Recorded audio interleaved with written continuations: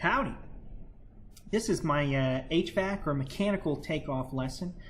And in this lesson, I'm going to talk about how a mechanical system works in the United States, like how does the air actually flow, what are the things to look for, how the system is installed, so what do you need to make it work, how is it actually put in, and then we're actually going to kind of look through a takeoff that was just done and show you how it doesn't really help the client with what they need. So the first thing I'm going to do is I'm just going to draw out what happens. Normally, inside of an HVAC system, and you can see it, I'll zoom in a little bit here on the left so it's not so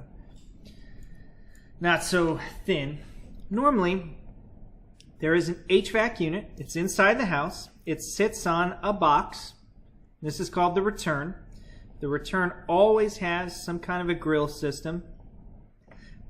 Then it has what they call a plenum. I put a PL on top. And then your duct system branches off of this plenum. And so the system works pretty straightforwardly. This is your return grill. And so air comes in through here. It's pushed through a condenser that has a whole bunch of coils like this. The air comes in through here. This condenser is either hot or cold, depending on what it is. It could be heated up, it could be not. As the air goes up, it goes in through this plenum, and then it goes out any number of ducts to go where it needs to go. And that's the vast majority of systems. Now, there's a copper line that runs from this unit somewhere outside that has an outside condenser unit, which basically has like a motor in it and then a big fan. I don't know how to draw a fan very well. I'm doing my best, guys. I'm sorry. And this fan kind of runs, and this is what actually cools it. It uses Freon. It's a big reaction. I don't want to get into it because it doesn't really matter to you guys. This is how an HVAC system works. I mean, at its core, it's how it works. So what are the things you should look at when you're installing it? Well, number one, it needs to be a closed system. So probably the biggest error that my guys have is this system has a copper line that comes like this, and it has a jut out right here. And this is where you actually are attaching this copper line that goes to the unit. So you have to weld it. It has to come in like this, like this. They take a torch.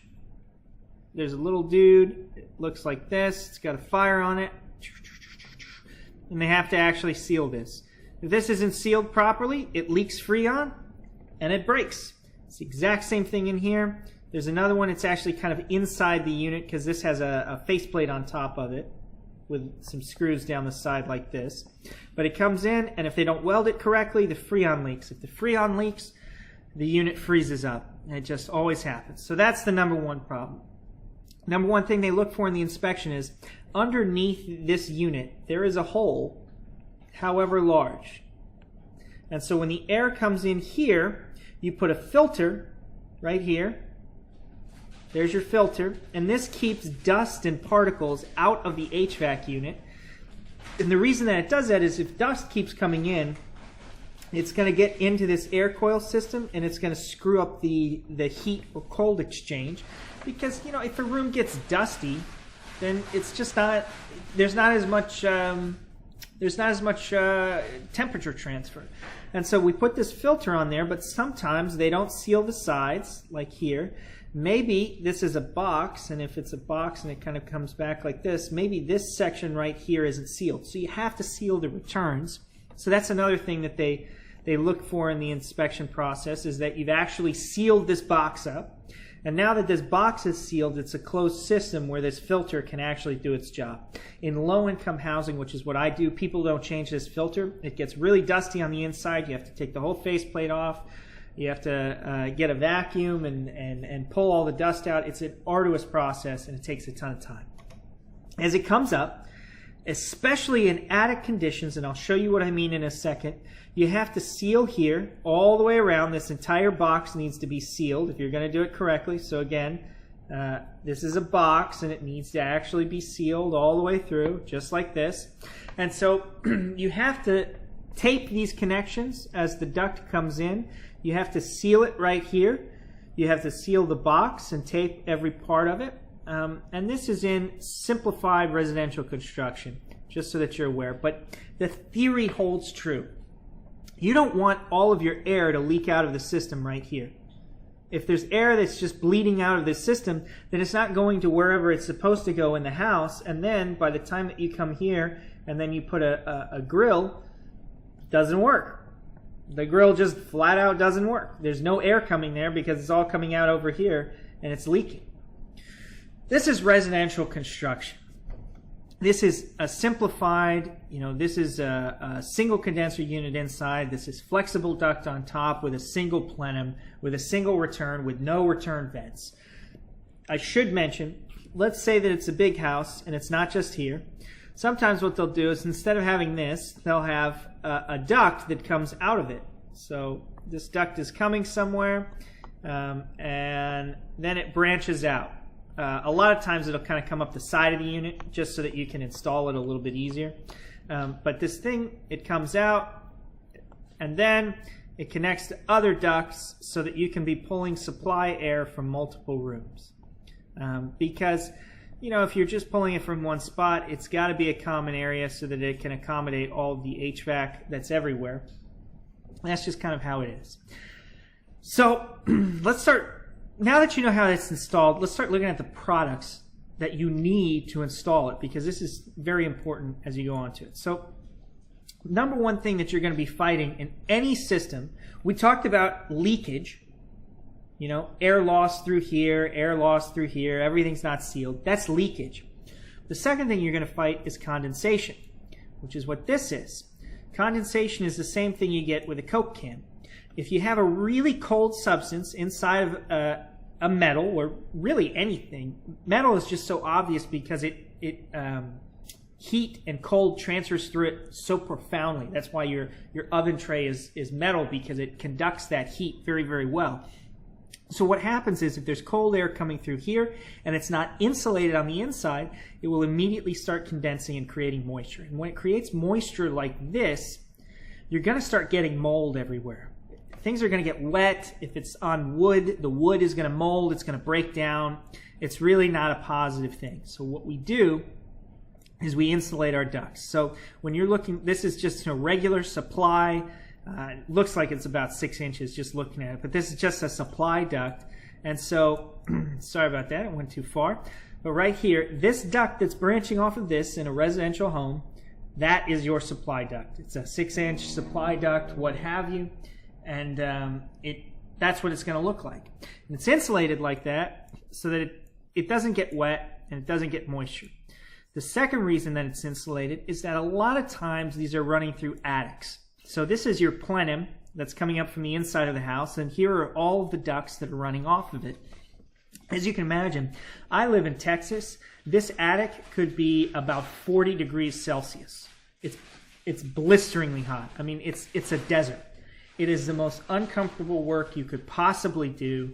People get paid a lot of money to go up into attics and to test systems that are up here, because a lot of times, sometimes they'll put the fan coil in the attic, sometimes they'll put it downstairs. I always put it downstairs because the heat actually destroys the unit itself. It's got electrical wires and plastic and stuff like that, so it destroys it. So you can see how this is run now. You can see how it all comes in, and then there's a single supply grill that comes to the bottom of it. You can see that it's insulated. You see how the duct is made.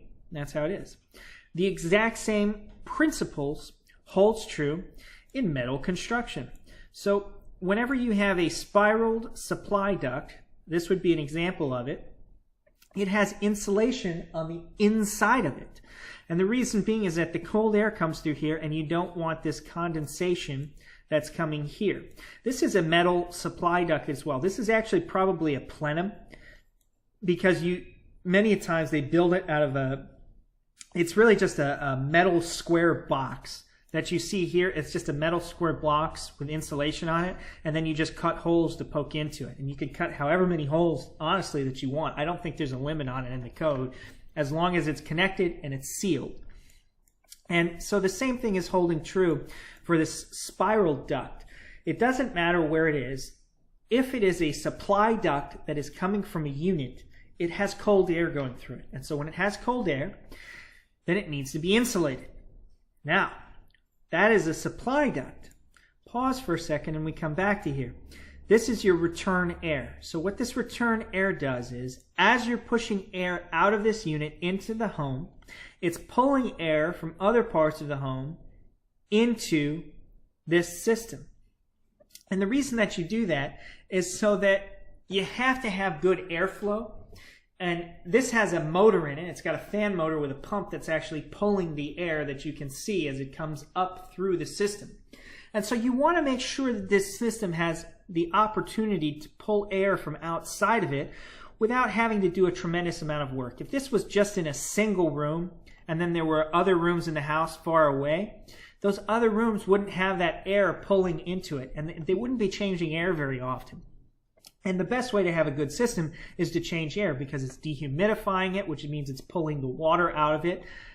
It's cooling it. It's a positive system that you need to have air coming. But here's the thing. This air that's being pulled through this return, it's not cold.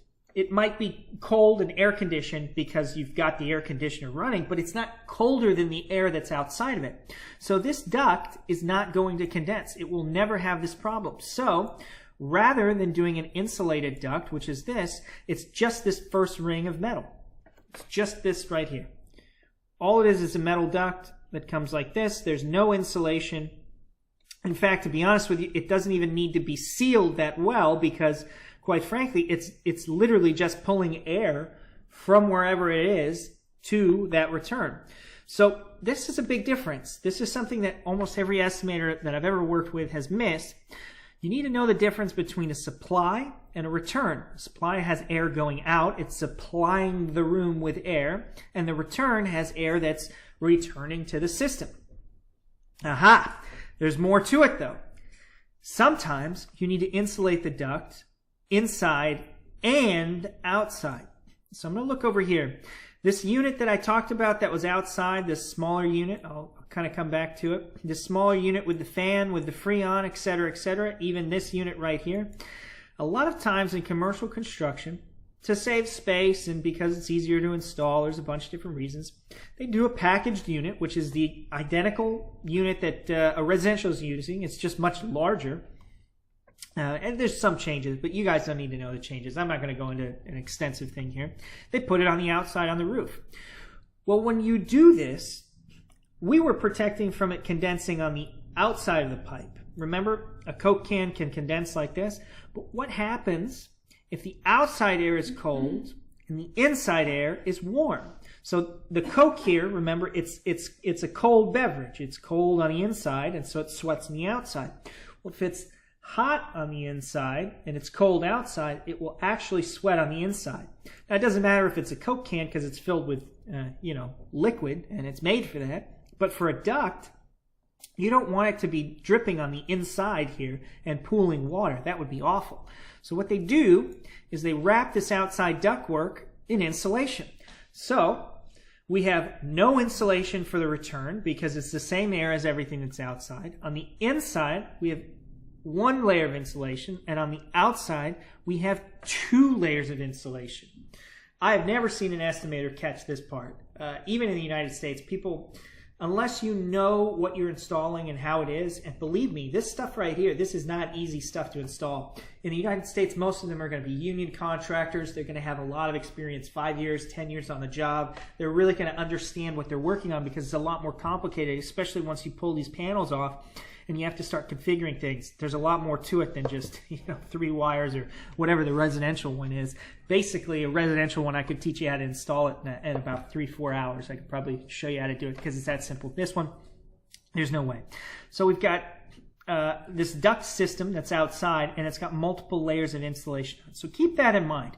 Whenever you do a duct takeoff, you need to separate them. You need to say, this is the outside ductwork, this is the supply, and this is the return. It's not this picture, but there's your return air. Now let me tell you one more thing that this matters in practice as well. It's with bathroom exhaust fans. So this is a type of bathroom exhaust fan system. In a residential, this box is very, very small. It's very shallow. They stick a fan right here in the middle. So if you're looking right through it, there's a fan with the blades that come in about right here. And then it spins and it pulls air into it. and the air comes out, and it comes out like this. Now this one is in an attic space, and so it kind of matters, but in a lot of systems, if this is just running on the ceiling, this is a return air system. A bathroom fan system is not cooled. And so if it's not cooled, it doesn't need to be insulated. So the smaller bathroom fan systems, you don't need to worry about insulation. And I would separate the bathroom exhaust fan ductwork from all the other ductwork because it's really different to install. It's a much different product. There's a lot of things that I could go into. It's got a vent on the outside, so we have to make sure that we're covering these vents. On one other project, let's say that you're doing it on a rooftop here. This vent will actually be going up. So it'll be going straight up, and what it does is it goes up through the roof, and it's one of these penetrations. And so this has to be waterproofed and sealed all the way around, and it needs to have a cap on it. Normally what it is, it's a pipe that's like this. And so it pops through the floor, and then they put something called a roof jack around it like this, and they caulk all the way around it, and that's what keeps it sealed. They seal around here. And then they have another thing over the top that's kind of like this, and that way there's no water that's getting into it, because you're worried about water coming into it. And so that's why they have the pipe. It could be a bent pipe like this, but they've gotten away from that because they want to seal this area as well, just in case a bird or something gets up inside and nests, which actually happened with me. We had a wasp nest that, they built a giant wasp nest like this. And so obviously the airflow is reduced now to whatever this diameter is. So that's a big problem as well. So now that you've kind of got it, here's one of the takeoffs I received from somebody. You can see right here, the PDF markup does absolutely nothing when you do it this way. I mean, I have no idea. I mean, I'm going to have to go through this thing, and I would really have to dig through it. And so I just trashed this PDF markup. I said, I don't really care. So we're looking at the first one, and RTU is a rooftop unit. So I know that this is a roof plan. It says it on the side, but I'm just letting you know, even if I had no metrics. And so these are the big square rooftop units. These are those. And so they're pretty big. So one of the first things I'd like people to start recognizing is you need a crane to get this on the roof. What they do is they have a big crane arm that comes off the roof like this. And, it's got this 45-degree angle, and you've got to make a platform for it and everything so that you can get it there. And then it dangles off 2 lines, and then the rooftop unit is like this, and it hooks it and hooks it. There's always going to be a hook somewhere. I don't know if you can see it in the picture, but you'll hook it, something like that, and then you hoist it up. And that's how these rooftop units get on here. It's expensive. A rooftop unit like this, if this is 20 or 30 stories, I mean, it could cost $30,000, $40,000 just to get it onto the roof, and you haven't done anything. It's just, I got to get it from the street level on the ground all the way up here. Very, very expensive. So keep in mind the height of the building and the crane that you're going to need. You've got to mention that. We'll get towards the height later. So then you see, here's the rooftop units, and here's the supply, and here's the return. There's always going to be a supply. There's always going to be a return going to the unit. It really depends. I really don't know which one is supply and which one is return. You can see here there's an S. SSS. So this will be supply, supply, supply, supply. I need to know what these ducts are and how big they are. That's all there is. The other one's a return. You can see it here. Return, return, return. So sometimes they don't even have a lot of ductwork going into a specific spot. They just put it right on the sinking unit. Personally, that's how I design systems because it's just faster to install. So you can see the units, you can see the ductwork coming off. You've got to give me the takeoff, showing me the supply, showing the return on the rooftop. That's step one. You've got the units. We'll get to the unit schedule in a little bit. So now it goes through the roof. And so when it comes through the roof, you're gonna start seeing pages like these. And this one, you can see the penetrations. It's come through. This one is very muddled because it has this weird ACT ceiling grid style coming through.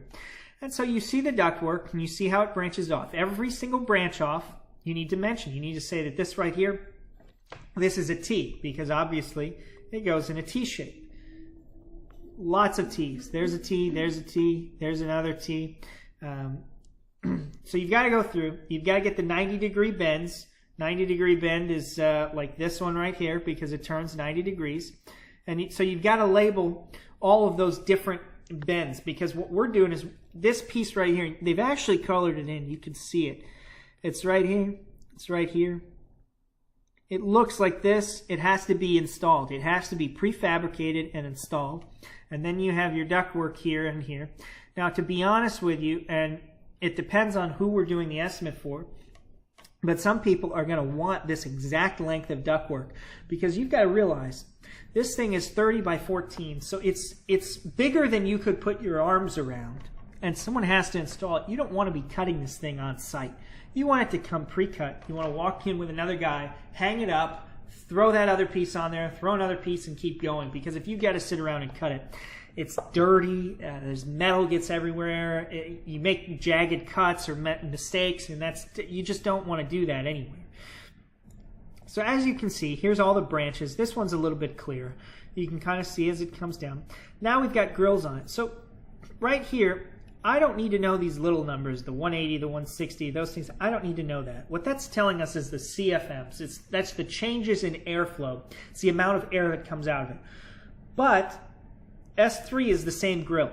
It's the exact same grill. So all you're doing, and I'll draw it here, is when you're running a duct, you're running it like this. I don't care what's on this end and what's on this end. You're going to cut a little hole right here. Usually it comes about like this and about like this, and then you cut it in and you put it like that, and then you put a vent on there like this. The amount of air that comes out of that vent is the important part, and you can move the louvers up and down. Normally there's a little thing that you do it. And then even more, this is the next thing. So this will restrict the amount of air that's coming through this vent.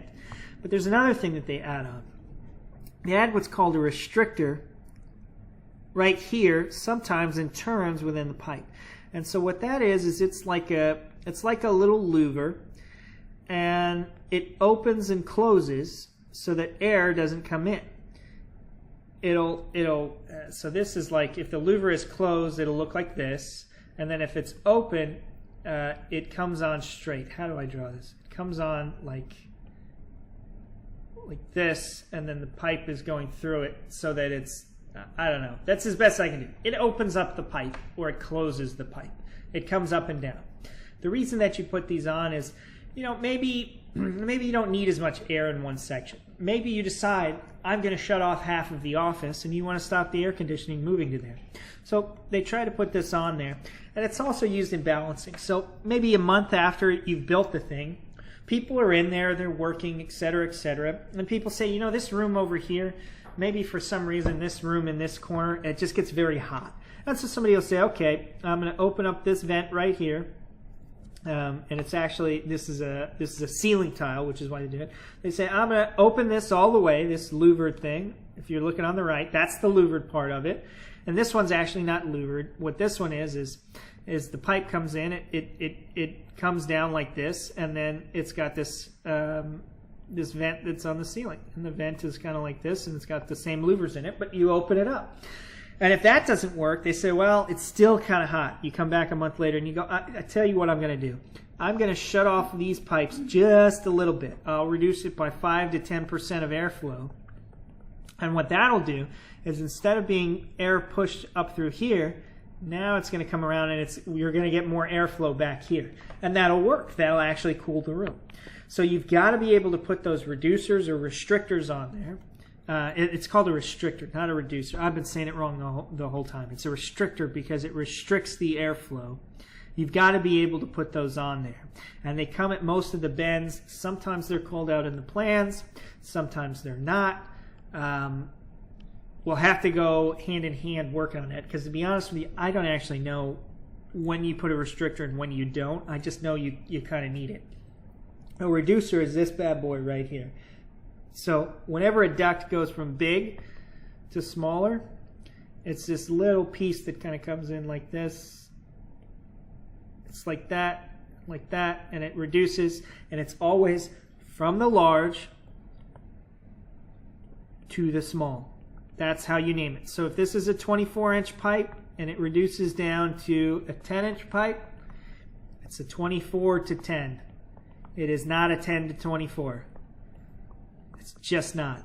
You just can't name it that way. Otherwise, you're going to get confused, especially as they start we start pricing this out, we start looking at the ductwork, it's just too confusing. It has to be named properly. So this is genuinely speaking how you're going to do a full takeoff. You're going to have to go through, look through all the different grills, and it should be pretty self-explanatory at that point. I mean, this one, all of the grills are the same size. They're all S3s. I don't know what size. It's probably like a 10 by 10, something like that. And this is the project. So let's end it talking about pricing a little bit. So the pricing in HVAC, it comes also from the height. So let's say that you're doing a project, and this is you here on the side, and you've got your friend working with you, and the ceiling is right here. Well, you'll just get a ladder, and then you can hang your duct. Cool. But if it's you and your friend, and I gotta go, I'll just redraw it, and the ceiling height is 30 feet in the air, which means that it's way up here, the ladder's not going to work anymore. You can't do it. You got to have a lift, which is basically this little thingy with the platform on it, so that you and your friend, and you probably even need 2 lifts, so that you and your friend can get inside this lift and hang ductwork up here. Has to be this way. And so consider the height. Consider the lift that's going to be needed. Consider how you would install it. I always tell estimators when we're doing work, how would you put this thing in? And if the answer is, I don't really know how I would install it, you can't really estimate it. Because if you don't know how it works, how are you going to estimate it? How are you going to show confidence to the client that, well, I think about doing this or this and this? You can't. You just go, I don't know how it's installed. I just wrote it down. It doesn't help you at all. So consider the height of it, because that's going to be the lifts that you need. Consider the crane to get the thing onto the rooftop. And those are the 2 main things that you'll need. The miscellaneous tools nobody cares about. You don't care if you need a screw gun and a sawzall, and everybody has that. So hopefully, just a quick recap, and I'm zooming way out here. You learned how a regular system works, and this is a residential system. You're now aware of condensation, and you're aware of how pipes are made, the insulation required for them. And then you saw how these rooftop units are done. And then we saw it actually in action as we put together an estimate down here. I did brush over one thing, but I just want to let you know. So when we look at CFMs, there's a bathroom exhaust fan. I'm going to get right back to that. But what this number is down here, this S3 180, and this is a 160. This is a required change in air pressure, like the amount of air that comes out of it, how often it's changing in the air. So you can see that the smaller number is on the smaller side and the bigger number is on the bigger side. That's because an engineer came through here and he read it off a chart that if you have this much square footage with this much ceiling height, then you need to have a grill that's this big with this much airflow. And that's how they size the ducts. That's how they size the changes in air, etc., etc. They do the same thing with a bathroom fan. So these engineers, they're not sitting there doing math all day long. All they do is, let's say that you have a bathroom and it's 10 foot by 10 foot and it's 8 foot high, right? So that's 100. That's 800 cubic feet, which is this one. And so it'll tell you the CFMs that you need with the length of the duct, how far away that duct is. So how far away that duct is this right here. I mean, you got to realize if this thing is going 30 feet, I mean, if this thing is off the page way down here, you need a bigger fan to push the air. And so that's what this duct sizing chart does, is it looks at that and it says, if you've got a small duct, I need a 110 CFM fan, and that's the sizing. So whenever you're looking at plans and you see CFMs, you see those smaller numbers on the grill, this is what it is. And it doesn't necessarily matter for us because we're not doing the calculations. What we're doing is we're looking and we're seeing it's a 10 inch by 10 inch duct. That's what we need. But if you do have a bathroom fan, you do need to spec this out. For residential, most people don't care. Most people don't spec it out. They just kind of throw one in. But if you're doing big commercial projects, you do need to put the specifications to show what this is. And I'm finalizing this on specifications because there's rooftop units here. It says RTU1, RTU2, RTU3.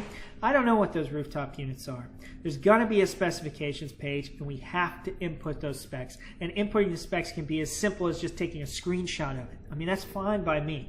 But it's got to be on there because I need to be able to look at it on the back end, whether it's me, the client, the vendor. We're now going to vendors and saying, hey, how much does it cost for RT1?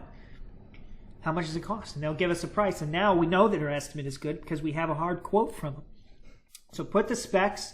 That's what the CFMs are. That's what the plans are. I think you guys are going to have a great understanding of how you do mechanical after this. This is a whole system. This is how you're doing the takeoffs. Thanks for watching.